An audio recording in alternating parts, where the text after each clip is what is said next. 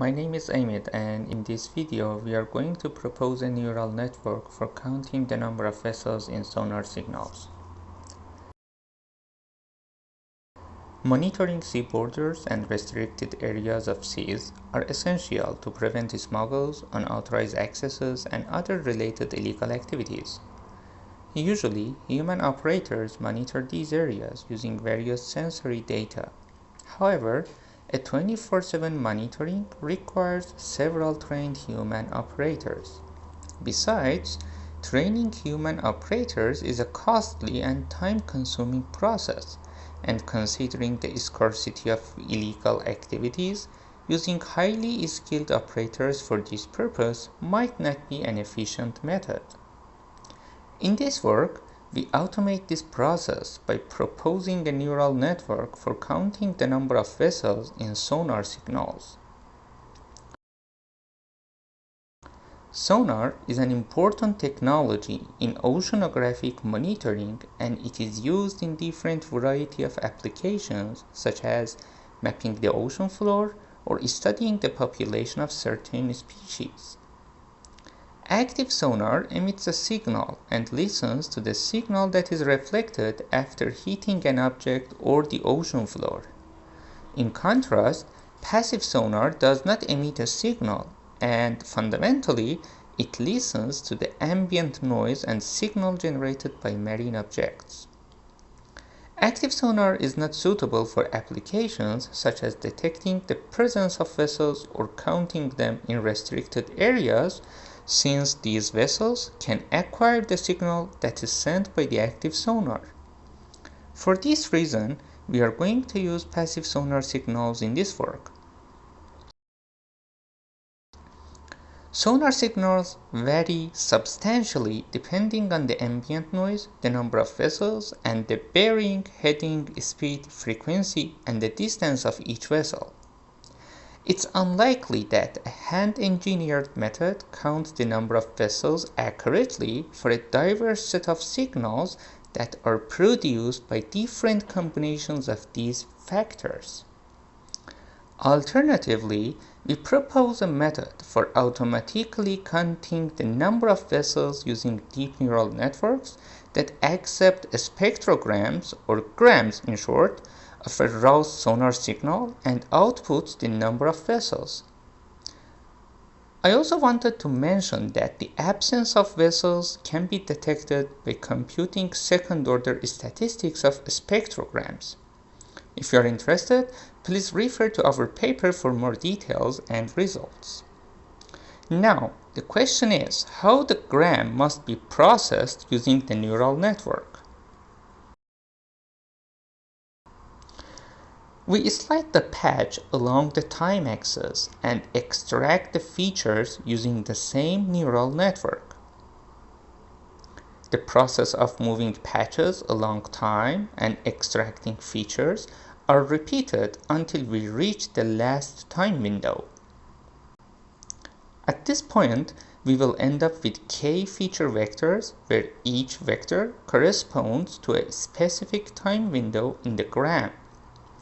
All these features are integrated into one global vector.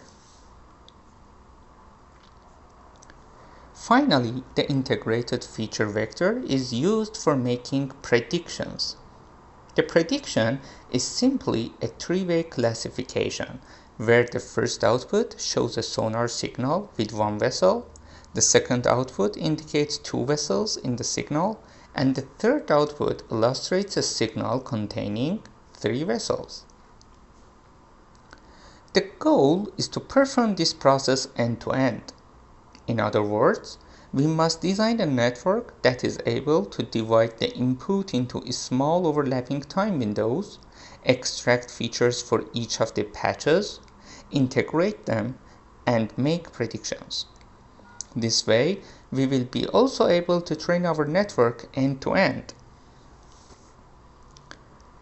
Denoting the spectrogram using a T by F matrix, where T denotes the number of samples along the time axis and F shows the number of samples along the frequency axis, We must design a network whose effective receptive field in the last feature extraction layer covers the entire frequency axis, but it only covers a small time window.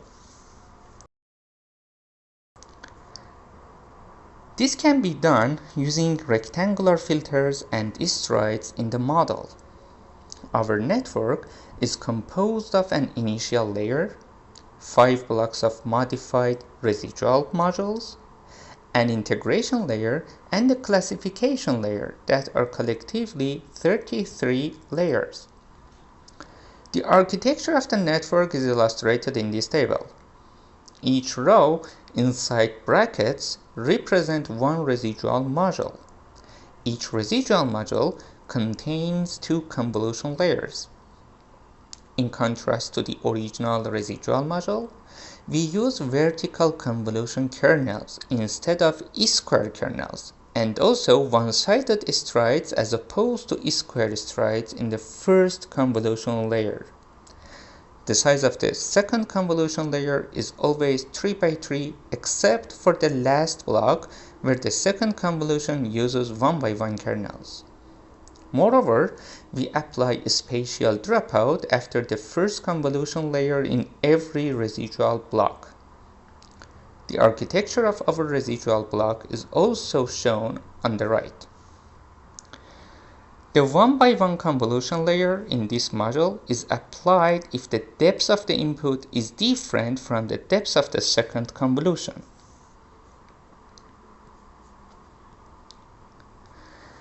According to the output size in the last residual block, k is equal to 125 using our network. This means there are 125 time frames in which entire frequencies have been processed to generate 256 features for each time frame. We integrate time frame specific features into one global feature vector by computing the maximum of features across all time frames. This method is computationally efficient and it does not add new parameters to the network.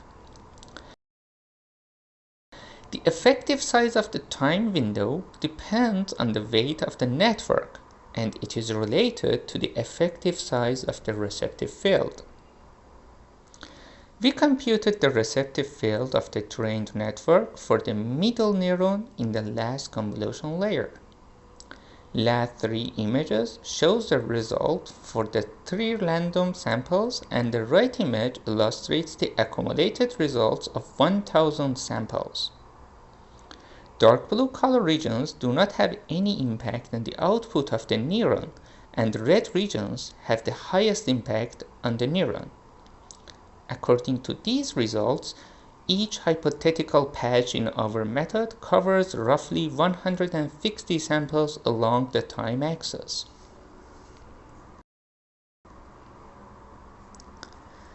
Collecting sonar signals in the real world is expensive, and it's unlikely to have many samples showing one or more vessels in the sonar signal.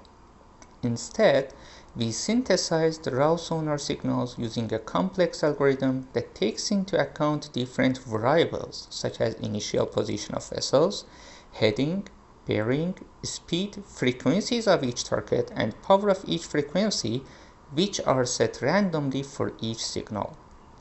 Raw signals are further processed to obtain their spectrograms. Each spectrogram is computed using different segment lengths where 500 overlapping segments are used with a shift of 2.5 seconds between 2 consecutive segments. This way, we generate a training set of 84,000 samples, a validation set with 6,000 samples, and the test set with 27,000 samples. We repeated the training procedure 3 times, starting from random initialization at each trial. The top table shows the mean and standard deviation of the 3 runs. First, the deviation of precision and recall is ignorable. Second, The network has high precision and recall on spectrograms with only one target. But the precision of second class and the recall of the third class are slightly lower. Overall, the accuracy of the network is greater than 96%. The bottom table shows the result using an ensemble of our network. As you can see, all the results are improved using the ensemble. We embedded the integrated feature into the 2D space using T-SNE technique.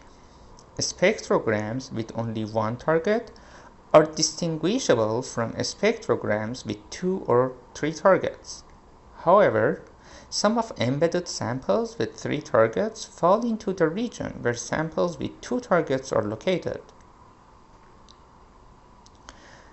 To compare our network with traditional approach, we extracted feature vectors using different methods from spectrograms and trained a random forest to perform classification.